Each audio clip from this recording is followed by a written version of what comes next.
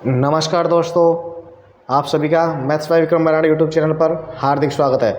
दोस्तों, आज की सबसे बड़ी और बहुत ही महत्वपूर्ण न्यूज़ है कि जिस प्रकार से मैंने जीडीसी का नोटिफिकेशन की जब जैसे न्यूज़ मिली थी उस टाइम पे मैंने आप सभी लोगों को बताया था कि जीडीसी के लिए मिनिमम सर्विस रिक्वायरमेंट नहीं होती। एलडीसी के लिए 5 साल सर्विस होती है जो डिवीज़न लेवल पे होती है, और ये जो रेलवे लेवल पे होती है यानी जो जोनल वाइज वो जीडीसी की एग्ज़ाम होती है उसके लिए मिनिमम सर्विस पीरियड नहीं था।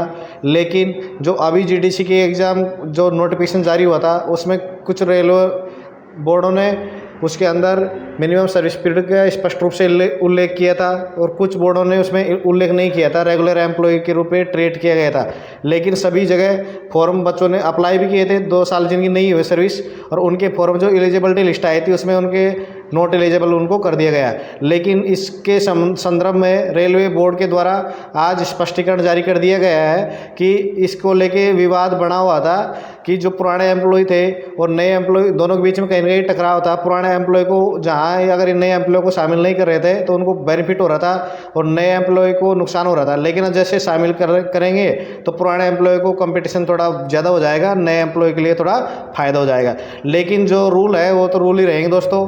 तो यहाँ पे जो क्लैरिफाई ने स्पष्ट कर दिया, मैंने यहाँ पे हाईलाइट के द्वारा आपको दर्शाया है कि जो 25% कोटा जो जीडीसी के तहत भराया जा रहा है यहाँ पे, उसमें कुछ बोर्डों ने 2 साल का मिनिमम सर्विस पीरियड यहाँ पे उन्होंने अप्लाई कर दिया था।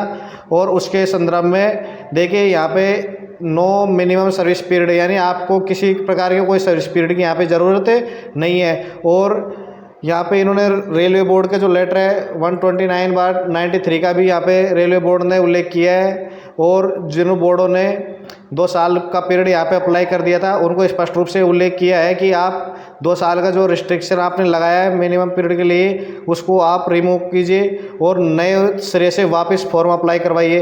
तो जिन बंदों ने मतलब जिन कैंडिडेटों ने फार्म अप्लाई कर दिया उनको ज़रूरत नहीं है, जो एलिजिबल हो गए हैं पुराने कैंडिडेट, और जिन कैंडिडेटों के फार्म रिजेक्ट हो गए वो वापस से सभी ऑल ओवर इंडिया में जितने भी रेलवे बोर्ड है वो फार्म दोबारा लिंक ओपन होगा और आपके फार्म अप्लाई होंगे नए कैंडिडेटों के। इसलिए ये सबसे महत्वपूर्ण न्यूज़ है कि जो अभी भी ग्रुप डी के अंदर जो कैंडिडेट लगे हैं वो भी इसमें पूर्णतया एलिजिबल हैं और तैयारी करिए।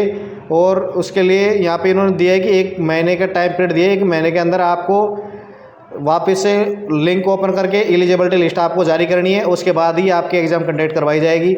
इसलिए एक बड़ी महत्वपूर्ण न्यूज़ थी आप सभी के, यानी अब आप सभी उसमें एलिजिबल हैं। जो रेगुलर एम्प्लॉई हैं वो सभी इसके अंदर एलिजिबल है, भले 1 दिन की जॉब हो या उनकी 2 दिन की जॉब हो। इसलिए आप एक बार फिर बोलता हूँ, आपका जो एसआर है उसको आप बिल्कुल भी अपडेट करवा लीजिए, उसमें किसी प्रकार की कोई एरर नहीं होनी चाहिए। बाकी के जो महत्वपूर्ण बिंदु हैं पहले जो नोटिफिकेशन जारी हुआ था उसी के अनुसार रहेंगे। यहाँ पे जो आज यहाँ पर रेलवे बोर्ड का जो लेटर जारी किया है ये स्पेशली रूप से जो मिनिमम सर्विस पीरियड जो रेगुलर एम्प्लॉय के लिए थी उसी के ऊपर है। बाकी जो टर्म एंड कंडीशन है वो पिछले वाला जो नोटिफिकेशन था उसी के अनुसार रहेंगी। यहाँ पे ये जिन्होंने क्लैरिफाई कर दिया है कि आपकी 2 साल की सर्विस यहाँ पे ज़रूरी नहीं है, रेगुलर एम्प्लॉय यहाँ पे होना ज़रूरी है। तो ये आप सभी के लिए एक अच्छी गुड न्यूज़ है। आप सभी का वीडियो देखने के लिए धन्यवाद। अगर आप तैयारी करना चाहते हैं तो आप हमारे साथ जुड़ सकते हैं। यहाँ पे जीडीसी से संबंधित आपको वीडियो मिलेंगे। मैथ की तैयारी स्पेशल रूप से जीडीसी को टारगेट रखते हुए मैथ्स की तैयारी यहाँ पे करवाई जाएगी।